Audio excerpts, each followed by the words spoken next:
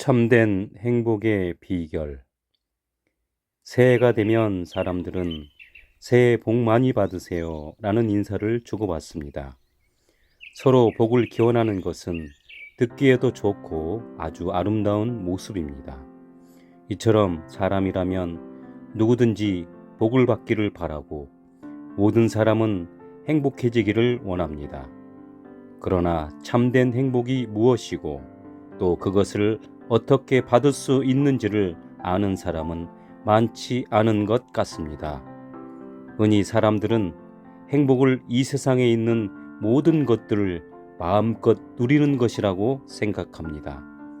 눈에 보이는 현실적인 것, 육신적인 것, 물질적인 것들을 얻는 것을 행복이라고 생각하는 것입니다. 그리고 사람들은 그런 것들을 얻기 위해 끊임없이 수고하고 노력합니다. 하지만 사람들이 추구하는 그러한 행복은 사실 하룻밤 꿈과 같습니다. 일장춘몽이라는 말대로 이 세상에 일어나는 모든 인생은 한바탕 꿈과 같습니다. 이 세상에서 부귀영화와 권세를 얻고 막대한 부를 진다고 해서 과연 그것이 얼마나 오래 가겠습니까? 여행을 하면서 세계 곳곳에 환상적인 경관을 봤다고 해서 그것이 얼마나 오래 남겠습니까? 사람들은 행복을 얻기 위해서 끊임없이 찾아 헤매지만 추구하는 그 행복이 얼마나 허망한 것인지를 우리는 알아야 합니다. 이 세상 사람 중에 솔로몬처럼 부귀영화를 누리고 원하는 것을 다 해본 사람은 아마 없을 것입니다. 하나님께서는 솔로몬에게 세상에서 원하는 것을 다 주어 누려보게 하셨습니다. 그러나 그 모든 것을 다 누려본 솔로몬은 자신이 한 모든 일과 수고가 다 헛되고 미친 것이며 바람을 잡으려는 것임을 깨달았습니다. 세상에서 기분이 제일 좋은 사람은 아마 미친 사람일 것입니다.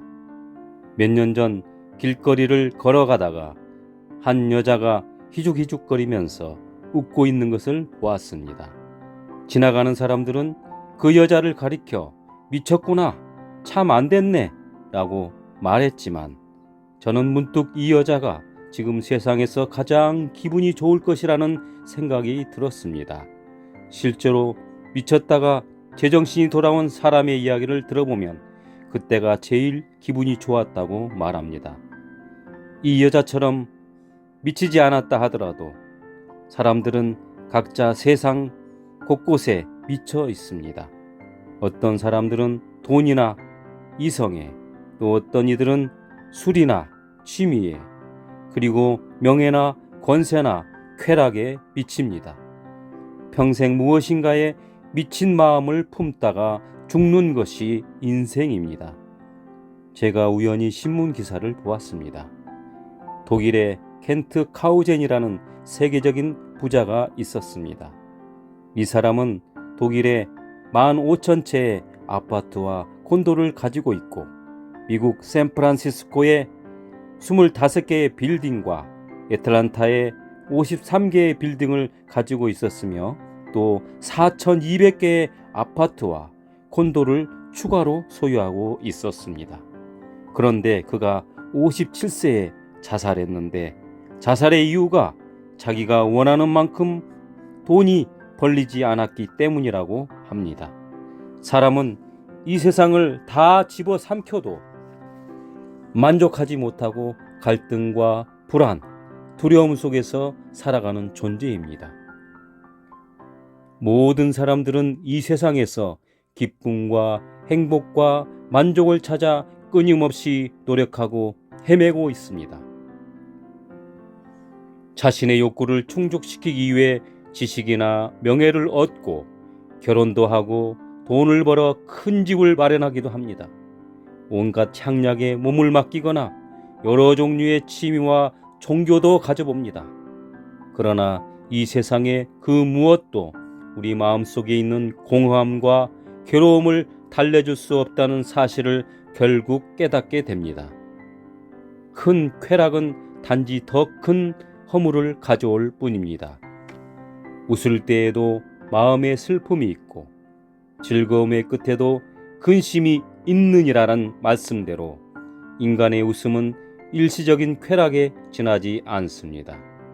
사람들은 삶의 진정한 가치가 무엇인지, 진정한 기쁨과 행복이 무엇인지 알지 못한 채 불안과 갈등과 열등의식 속에 살아갑니다. 누가복음 12장에는 오직 세상의 것으로만 만족해야 하는 어리석은 한 부자에 대한 말씀이 있습니다.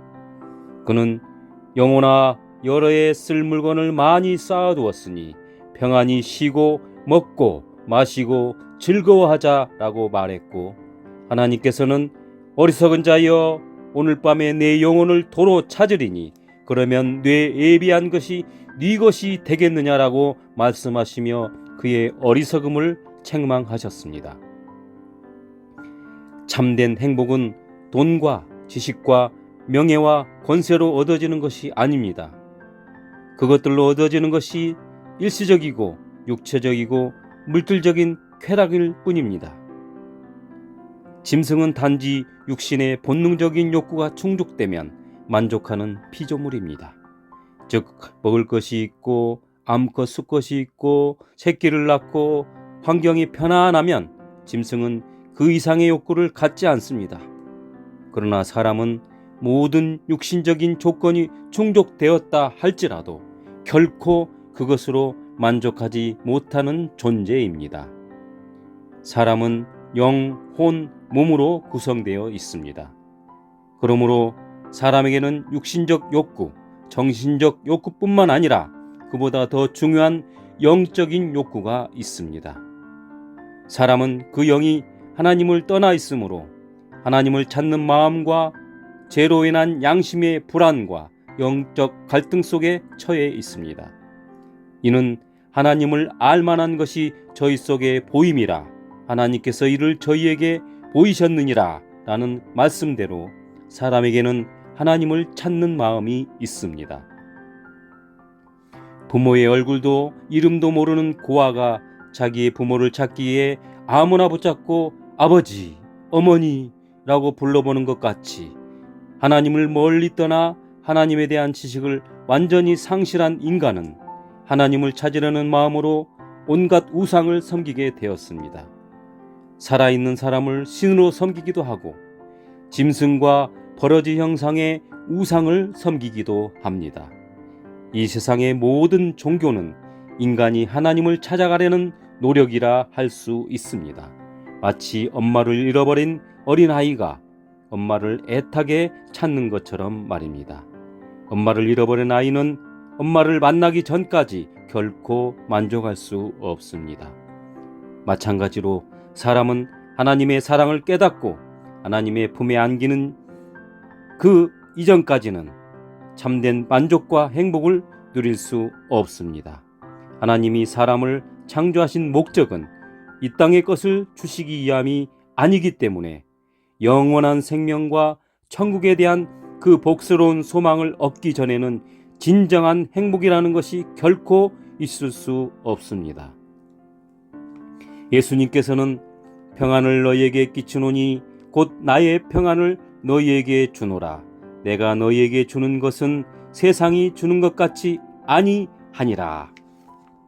내가 주는 물을 먹는 자는 영원히 목마르지 아니하리니 나의 주는 물은 그 속에서 영생하도록 솟아나는 샘물이 되리라 라고 말씀하셨습니다. 이 세상의 모든 만족과 기쁨의 샘은 아무리 마실지라도 결국 다시 목마르게 되는 것입니다. 인생은 세상의 그 어떤 것을 갖더라도 만족하지 못합니다. 이는 사람에게는 육신의 것으로 채울 수 없는 영적인 요구가 있기 때문입니다. 예수님께서 내가 주는 물을 먹는 자는 영원히 목마르지 아니하리니 라고 말씀하신 것은 영혼 문제를 가르쳐 하신 말씀입니다.